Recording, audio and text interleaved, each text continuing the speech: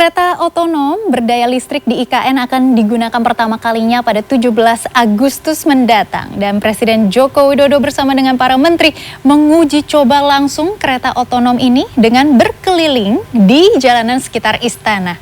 Selain itu, Presiden juga meninjau sejumlah proyek yang dibangun di luar kawasan inti pusat pemerintahan IKN. Salah satunya adalah pusat pelatihan PSSI. Presiden Joko Widodo mencoba kereta otonom Autonomous Rail Transit atau ART di Ibu Kota Nusantara usai bertemu kepala daerah seluruh Indonesia Selasa sore. Kereta otonom sepanjang 3 rangkaian tersebut rencananya akan dipakai untuk mengantar dan menjemput tamu VVIP saat upacara 17 Agustus mendatang. Kereta otonom buatan Tiongkok yang menggunakan daya listrik ini didesain dapat berjalan tanpa pengemudi dan melaju hingga kecepatan 40 hingga 70 km per jam. Presiden menyebut kereta otonom lebih hemat secara biaya pengadaan infrastruktur dan pengelolaan serta ramah lingkungan. Ia berharap daerah lain dapat mencontoh penggunaan ART sebagai transportasi umum.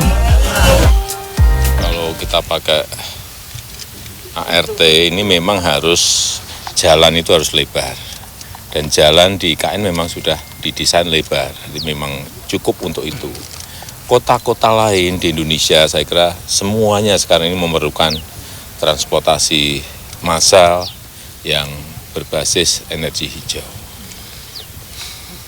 Kota-kota seperti Surabaya, kemudian Makassar, Medan, Bandung, saya kira sudah memerlukan transportasi massal seperti ini yang ada.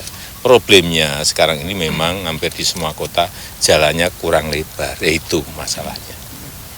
Tidak semua kota bisa memakai ART ini. Selain mencoba kereta otonom, Presiden Joko Widodo juga meninjau sejumlah proyek yang telah dibangun di luar kawasan inti pusat pemerintahan IKN. Salah satunya adalah pusat pelatihan PSSI. Terdapat 2 jenis lapangan, yaitu lapangan dengan rumput sintetis dan lapangan dengan rumput asli. Keduanya siap digunakan pada September mendatang. Selain lapangan, tempat penginapan bagi Timnas Indonesia juga telah siap. Presiden berharap keberadaan pusat pelatihan PSSI ini dapat meningkatkan prestasi Timnas ke depan. Putri Demes, Maria Oktober, Ibu Kota Nusantara.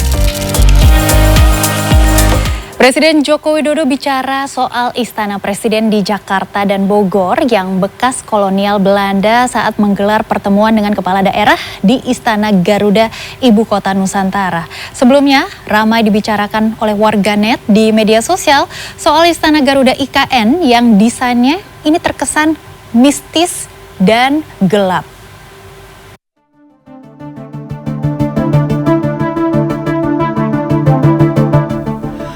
Pembangunan Istana Garuda, Ibu Kota Nusantara di Kalimantan Timur hampir rampung menjelang upacara kemerdekaan Hari Ulang Tahun ke-79 Republik Indonesia.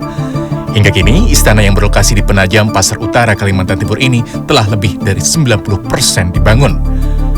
Namun, bangunan yang memiliki bentuk burung Garuda dengan sayap membentang itu justru ramai dikritik warganet.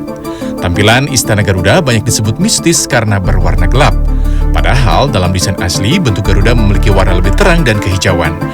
Bahkan sejumlah warganet juga menyebut bentuk Istana Garuda mirip dengan karakter di sebuah serial animasi. Terkait kritikan warna Istana Garuda yang gelap, perancang Istana Garuda Nyoman Nuarta menjelaskan warna gelap dipilih untuk menghindari kesan mencolok pada bangunan mewah seperti biasanya.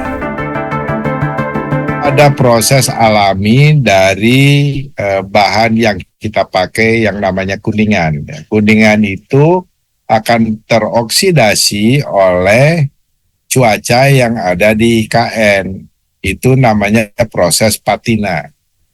Proses patina ini terhadap kuningan itu akan berubah menjadi warna hijau kebiru-biruan, jadi toska, kurang lebih seperti itu. Tapi memerlukan waktu. Hal senada disinggung Presiden Joko Widodo saat menggelar pertemuan dengan seluruh kepala daerah di Istana Garuda, Ibu Kota Nusantara pada Selasa pagi. Jokowi menegaskan Istana Presiden di Jakarta dan Istana Bogor adalah bekas kolonial Belanda. Istana kita yang ada di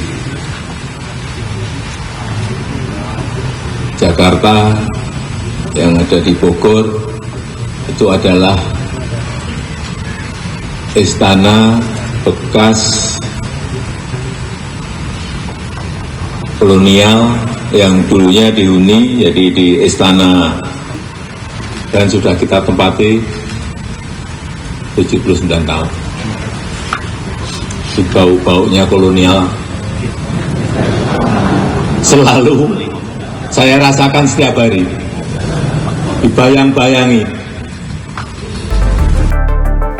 Dalam pertemuan itu, Presiden menegaskan pentingnya kepala daerah untuk melakukan pembangunan kota dengan perencanaan anggaran matang serta konsep ramah lingkungan seperti IKN. Tim Liputan CNN Indonesia.